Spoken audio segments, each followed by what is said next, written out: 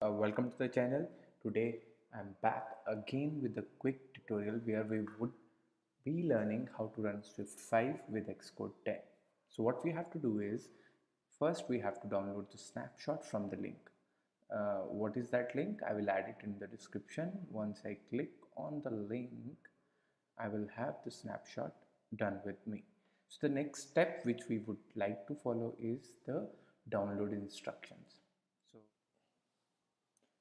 once you have the package downloaded, you click on the package and it will open this screen, and you follow the instructions where like you press continue, go ahead, install it onto the space, install, and I'll provide the password.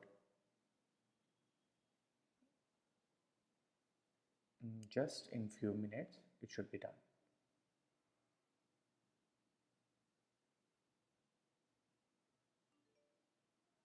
And close and move to the trash. So what we have done is we have followed the two steps which I have mentioned. We have got the snapshot. The link is there in the description. Go ahead and click on that, and the second thing is we follow the instructions. Now on Xcode, how we can do that? So I'll press command and comma to get the preferences. So how you can go to this screen, there is a shortcut as well. You can click on Xcode and you can click on the preferences and you can go here. So here you find the component tab, and here you could see you have a Swift 5.0 snapshot. Just to run Swift 5.0, you just need to click here and you are done. So anything which you have written in Swift 5 you can able to run now. Is there any other way to do that? Yes, you click here, you go to toolchain and you have a direct access here.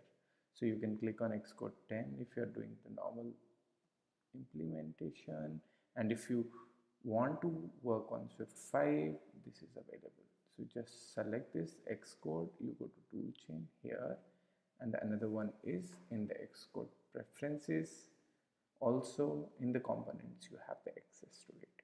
So this was a quick video how you can run Swift 5 code in Xcode 10. We would be coming up with new tutorials which will be on what is new in Swift 5. So stay tuned. I'll see you in my next video. Thank you. Bye bye.